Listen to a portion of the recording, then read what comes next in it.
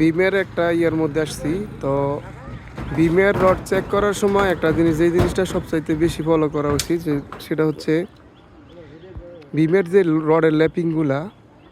তো এখানে যদি আমি ল্যাপিংগুলো একটু দেখাই, যে একটা জিনিস কি আমার একটা জিনিস মাথায় রাখা লাগবে, বিমের দুইটা পোর্শনের রড থাকে, একটা টপের রড আর একটা এই যে বটমের রড। তো উপরে টপ, এক্সট্রা বটম যেগুলোই ব্যবহার করি, টপের যে মেইন রডটা থাকে মূলত মেইন রডের যদি ল্যাপিং করে সেই ক্ষেত্রে এই এই উপরে টপ রডটার যদি ল্যাপিং পরে এটা সব সময় মাঝখানে দেওয়া উচিত, এই মাঝখানে।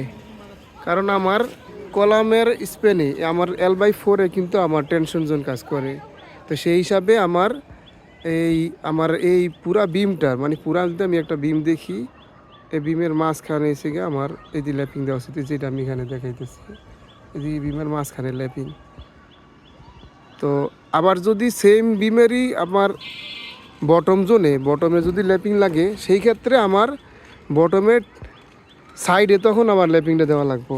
তেমন এটা যদি দেখি আমি আমার এই যে কলাম, আর এই কলামের এই যে ল্যাপিংটা হচ্ছে আমার এই জায়গায়, এই যে এটা ল্যাপিং, এই যে ল্যাপিং। তো এই দিকগুলো মাইনায় কিন্তু কাজটা করলে, যেমন এই বিমটার মধ্যে আমার কিন্তু টপের ল্যাপিং দিছে উপরে, এই যে উপরে কিন্তু আবার বটম রডটা যদি আমি হিসাব করি, বটমের ল্যাপিংটা কিন্তু আমার সাইডে।